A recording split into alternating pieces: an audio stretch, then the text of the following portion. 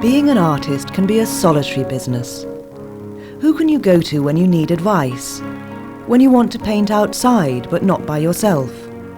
Or when you just need to talk to other artists about the unique experience of creating a painting or drawing?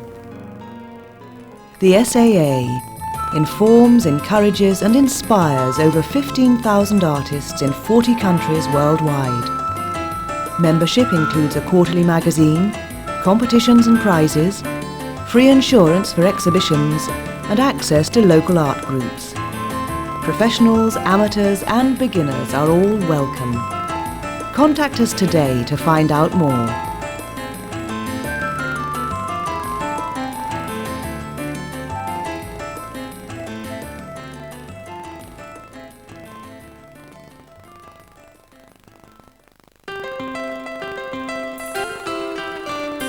All the great masters learned their craft by studying other artists.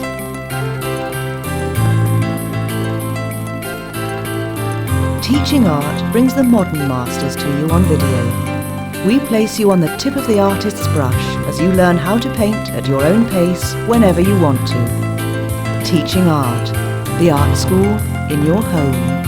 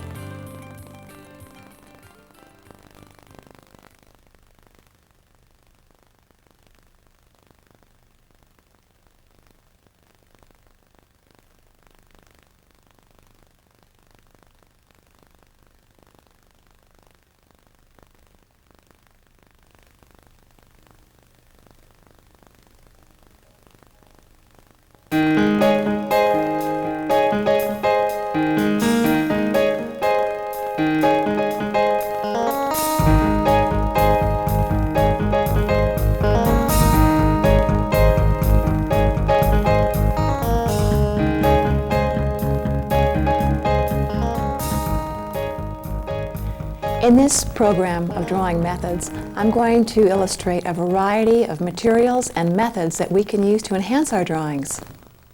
Now I'm going to show you some of the materials that I'm using in this particular program. In these markers, we've got felt tip markers which are permanent and colorful. We have ink pens which we're going to be dipping in a variety of colored inks, mechanical ink pens, colored pencils, palette knife, and twigs. Be drawing with our twigs. A variety of colored inks. We'll be using a crow quill pen point. And then besides the variety of colored inks, we'll also be using liquid latex for masking out areas that we want to keep white. Personally, one of my favorite mediums is pen and ink. I like the detail and the exactness and the quality of lightness and sensitivity. I like to use an ink pen that we dip in the ink bottle rather than the mechanical points. Mechanical points have a very definite purpose, but you can get a variety of line with this by pressing and lifting. Very much like a pencil, you almost get an accent line. Okay, now I'm going to introduce a crow quill pen point. There's a terrific sensitivity which can be achieved while drawing with a crow quill pen point. This is a very fine, delicate pen. They're very accessible for students and for teachers alike. You do have to dip it in an ink bottle, but it gives a wonderful fine line. It is terrific for fine detail, and for if you like detail and meticulousness in your drawings, these pen points are unsurpassed.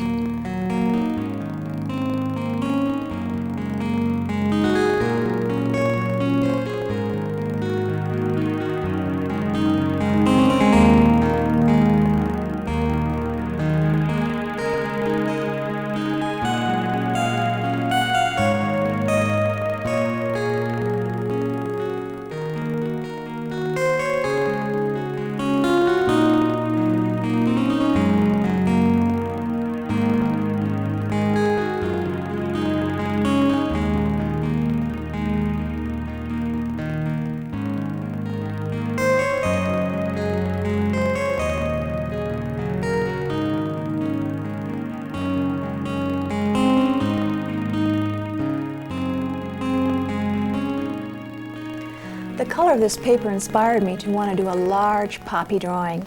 I'm using permanent felt tip markers because they go easily over the rough tooth of this paper. I like these little pods or these little seedlings that are inside the poppy, but I don't want them to be sticking out and shouting out too much. I'm going to tone them down because the whole and entire inside of the poppy is dark.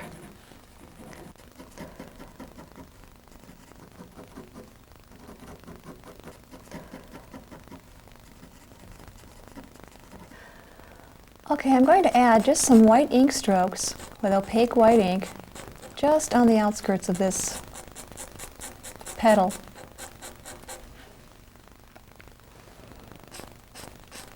Which is going to indicate some highlights.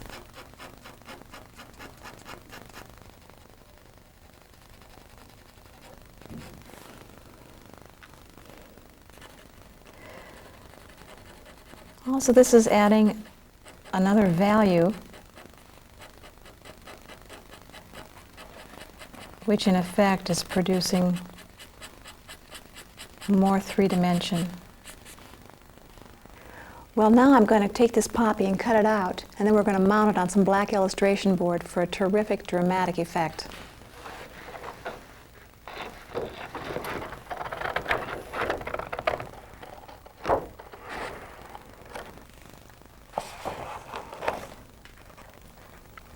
Okay, our poppy is all cut out, the background paper.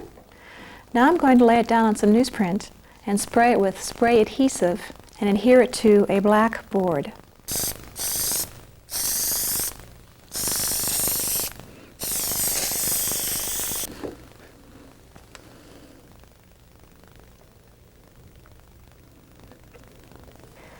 And the finished product. Isn't that dramatic? This would make great decoration for a home or in the school halls or in the school library.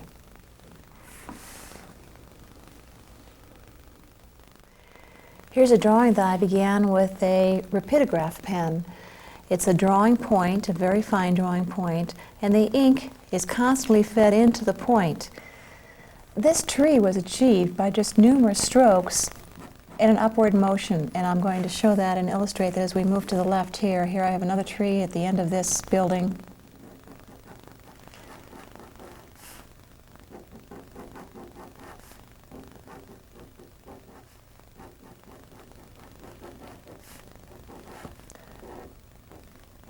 When I draw a landscape, I make every effort to draw the branches in the way that they grow, which is basically from the trunk and upward.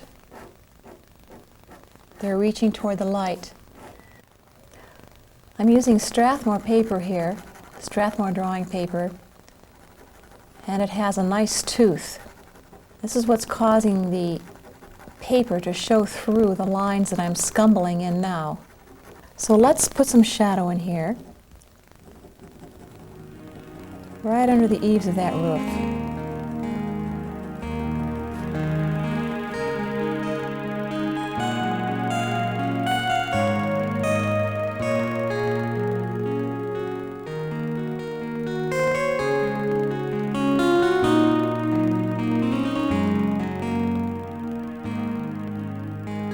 This is a pen and ink drawing using rapidograph of a shed, and notice that you can obtain a variety of values, medium, dark, and light, and a variety of methods such as cross-hatching, hatching, scumble.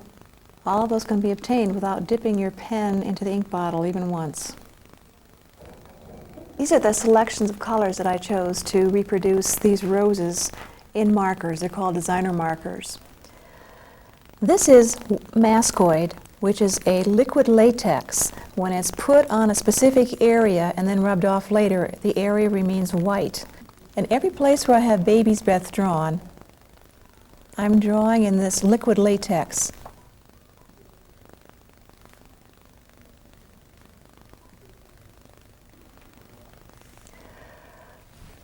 I'm going to just color this entire area in with this orange red here.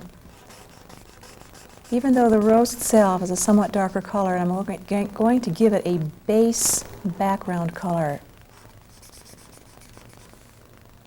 Now that's quite a bright orange. So next I'm going to go to a deeper red and get some deeper values down here, right around and inside these petals.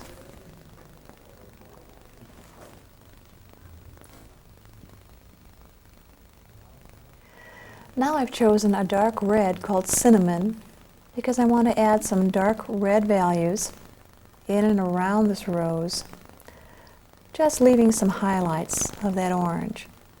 I want to go around here, getting in here nice and deep. See, by having a variety of these colors, it's starting to make the flower appear more three-dimensional.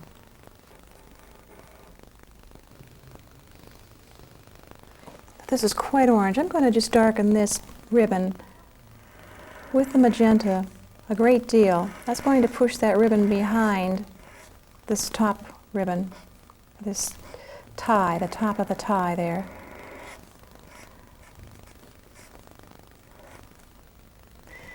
Now that I've finished rendering the roses and the ribbon with the reds and the variety of values of reds from dark to light, I'm going to use the greens. And see, here's some Misket that we used, or some mascoid, which is that latex. I'm going to just go right over that. And then later on, we'll be able to rub that off with an eraser. What I'm making an effort to demonstrate is, rather than using the same shade of green for all the leaves, is to use the variety. I purposely make an effort to pick the more natural looking greens. Okay, now I'm going to bring my eraser down and I'm going to rub off that latex. Do you see how all these white spots are starting to show up? All right, this is the finished drawing, and it is a vignette. I left the stems off because I wanted the focus to be on the bow and on the roses itself. I used 3 different shades of green and 4 different shades of red to obtain the color in this. And the white was left, the white of the paper, by using the liquid latex. Oftentimes I like to use the Sunday sections in the papers of the ads. I turn the paper upside down so we can't read the ads, and it allows a large gray value tone, so when I use white and black crayon, the gray becomes my middle value. I'm using a photograph of my cat. I've drawn an outline of the cat just to give me a form, and now I'm going in with black crayon. And I use reference of the photograph, and I'm looking at her ear, and this cat has some dark around the outside of her ear and a few speckles. I'm not going to go too dark with the black right now. Most of my black color is on the ears and through the face. Now I'm going to move over down. She's got a lot of dark and through here, the middle of her nose, and quite a dark outline around the eyes that are large and somewhat almond-shaped. Now the nose is quite dark, and a little bit of a line here. Okay, I'm adding white to areas of this cat, and I'm pressing down, making it as opaque as I can. However, when I add the black value behind the cat, this white is going to appear even more opaque.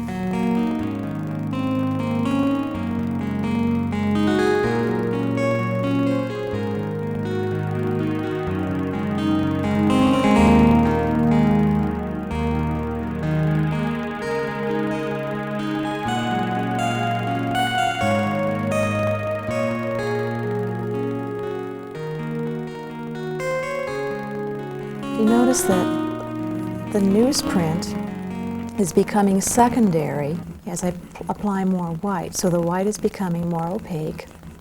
This is a good exercise in value study. Values, of course, being our lights and our darks. In this finished drawing of this cat on newsprint, it's showing how we can use inexpensive materials and produce a terrific drawing using black and white crayon and plain Sunday newspaper advertisement. This is the selection of colored pencils that I've chosen to use in the next demonstration. Notice that I have the cool pencils on one side and the warm colors on the other side so that I don't get the colors mixed up. In this particular demonstration, I started with a number 2 drawing pencil first, and I laid in the dark values for all the darks. This is only one method to demonstrate the use of pencil and colored pencil combination. Okay, on this second butterfly, I'm using a variety of yellows that are going to be overlapping one another. One of the surprises that I found that's worked very well is when I'm using colored pencils and graphite pencil, the graphite pencil has a tendency to smear, giving a very soft look. I like the way this graphite is smearing.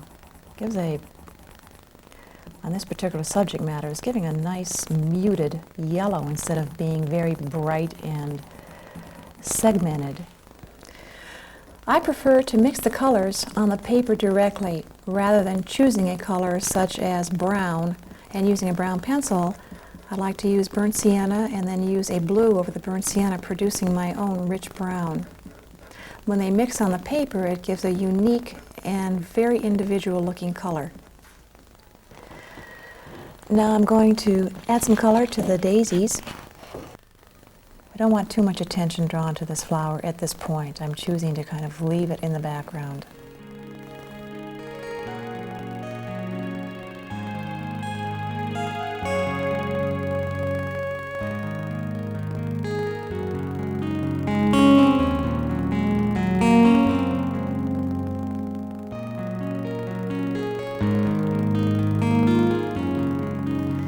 In this composition, I wanted the focal point to be on the butterflies, so I therefore purposely understated the values in the flowers and left them high key. In this demonstration, I'm using a drawing of pine cones using black and white pencils on a neutral colored paper. The black pencil is for the shadows and the deep values, and the white pencil is going to be used for the highlighted areas.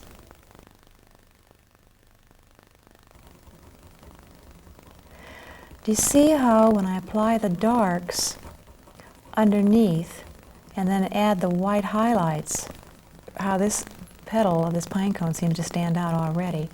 Then I have another part of this pine cone that comes out through here. I'm going to darken around it and go from dark to light using a method we call graded value or gradation. I don't have to carry it too far because the nice dark tone of this paper is doing most of the work for me. This paper has a great deal of tooth. You could see where it's running over the paper and the paper showing through. And I'm going to take my white pencils now and emphasize some of these, I have a strong white tip here, but I'm going to bring this white a little more around here. This is going to be in shadows, so most of my white's going to be on this side. You can get some very realistic effects using just plain black and white pencils on colored paper, and this is a good example. This is the finished drawing. I've left a great deal of it undrawn because I wanted to have the emphasis focus on the upper left-hand pine cone and the detail in there. And so that became the focal point. So I left the bottom and smaller pine cone understated, except for the outline of the shadow to the right. In this crayon drawing, I've used a variety of colors to obtain the different values within the apples. When this drawing is completely finished, I'm going to pour India ink over it and make a resist, in which the wax crayon will resist the ink and produce a very strong values and a very good design. Okay, I underlaid this apple with values of blue and bronze crayon, and now I'm going over it with a red-orange crayon, not directly using the red crayon yet. But I just want to establish a very basic value on this apple. I keep overlaying the colors just one over the other until I'm getting the desired effect. And as I press down, those colors are going to blend together and make quite a strong wax resist area. I think wax crayon has been underrated as a drawing element, and there's many creative projects that can be done using crayon. The colors can be blended and molded almost as well as with paint. After I finished my drawing, I took some Kleenex and buffed the waxed crayon areas, and they produced a wax varnish. For the resist method, I'm going to take a jar with a lid and add about half a cup to 3/4 a cup water. I'm going to add this entire bottle of ink, just to dilute it and make it spread easier. Now I'm getting ready to apply the ink to the resist.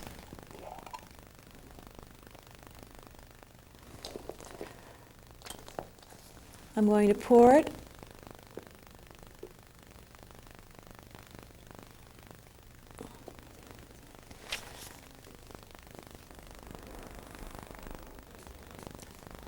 Okay, I poured some of the ink off because it was too intense and added some more water. Now I'm mixing it around with my brush, and I will again add a darker value after I've spread the color around.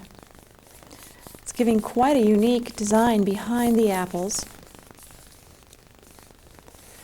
And with the paper towel, I'm going to just pick up just some of the color. But do you see how the wax is resisting?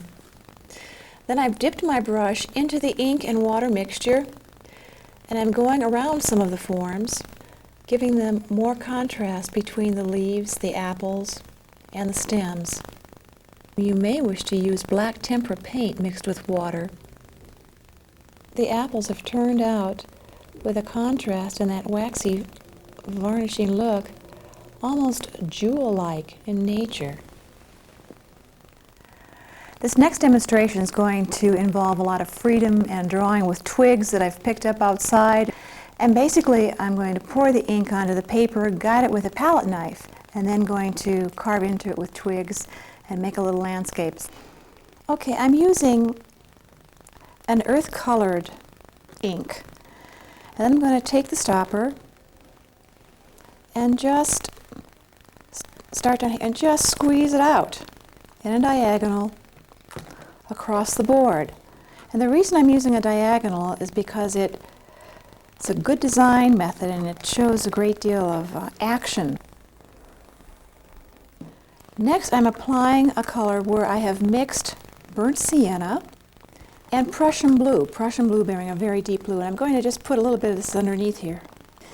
Next, taking a palette knife, I'm going to just start blending these colors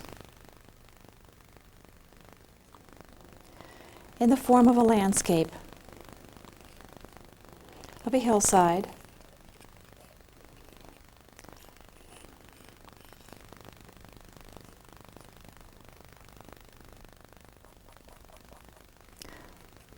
I'm going to start pulling some of this color up.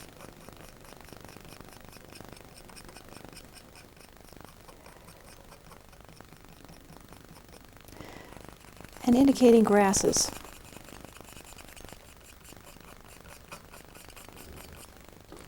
I can take the stopper and right here just going to add another diagonal, draw a trunk of a tree.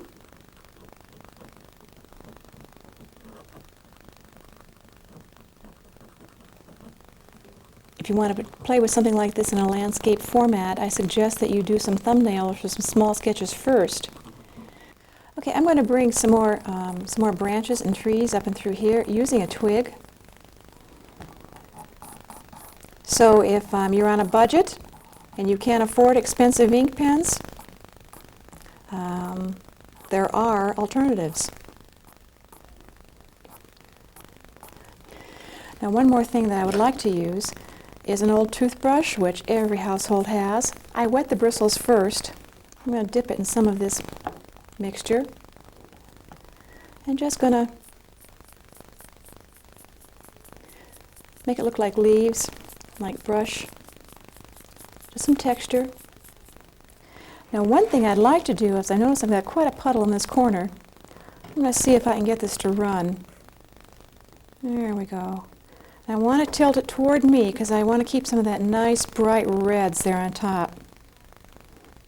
Now I'm going to go back to my palette knife and let's see what we can do with this.